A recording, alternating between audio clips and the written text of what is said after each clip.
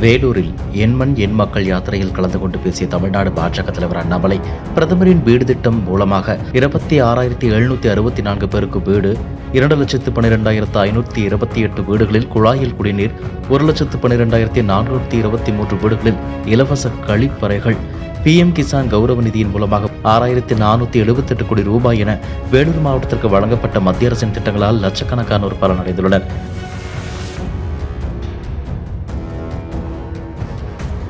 திருப்பூர் பகுதியில் மட்டும் 60,000 உத்தரப்பிரதேச மாநிலத்தை சேர்ந்த தொழிலாளர்கள் திரும்பி சென்று விட்டதாக செய்திகள் வந்துள்ளன. அவர்கள் மாநிலத்தின் பொருளாதார வளர்ச்சியின் காரணமாக வேலைவாய்ப்புகள் அதிகரித்துள்ளதாக தெரிவித்து மக்கள் திரும்பி செல்கிறார்கள். இத்தனை ஆண்டுகளாக திமுக தலைவர்கள் வடநாட்டு மக்களை அவமானப்படுத்திக் கொண்டிருந்தார்கள். தற்போது வேலைக்கு ஆள் கிடைக்காமல் திருப்பூர் உள்ளிட்ட மாவட்டங்களில் தொழிலாளர்கள் பற்றாக்குறையால் உற்பத்தி பாதிக்கப்படும். இது தொடர்பாக உற்பத்தி நிறுவனங்களிடம் பேச்சுவார்த்தை நடத்தி தொழிலாளர்களை வெளியேற்றத்தை குறைக்க என்ன வழி என்பதை திமுக அரசு ஆலோசிக்க வேண்டும்.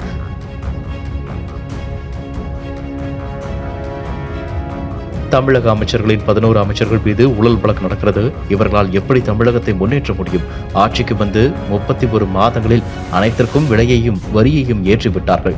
மத்திய அரசு வழங்கும் நிதியில் திமுக ஸ்டிக்கர் ஒட்டிக் கொண்டிருக்கிறதை தவிர திமுக அரசு பெரும் வரி பணம் எங்கு செல்கிறது என்பது தெரியவில்லை. காலை உணவு திட்டம் கொண்டு வந்து நிதி கொடுத்தது மத்திய அரசு. அதை முதலமைச்சர் காலை உணவு திட்டம் என்று பெயர் மட்டும் மாற்றியிருக்கிறார்கள்.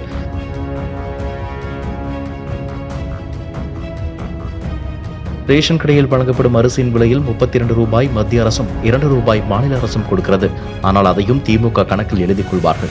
60 ஆண்டு காலமாக தமிழகத்தில் நிலவும் ஜாதி, ஊழல், குடும்ப அடாவடி அரசியல் இவை 4ஐயும் ஒழிக்க ஒரே மருந்து நரேந்திர மோடி.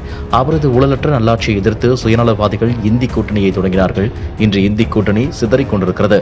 நமது தேசிய ஜனநாயக கூட்டணி காங்கிரஸ் கட்சி 60 ஆண்டுகளாக உருவாக்கியிருந்த நக்சல் பிரச்சனை, காஷ்மீர் பிரச்சனை, ராமர் கோவில், ஆர்டிகிள் 370 என அனைத்து பிரச்சனைகளுக்கும் தீர்வு கண்டு வருகிறது.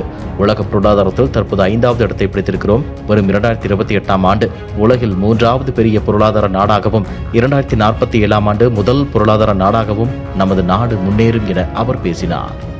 இதுபோன்ற செய்திகளை மேலும் தெரிந்து கொள்ள எங்களது யூடியூப், Facebook மற்றும் Twitter ஆப்களை சப்ஸ்கிரைப் செய்யவும்.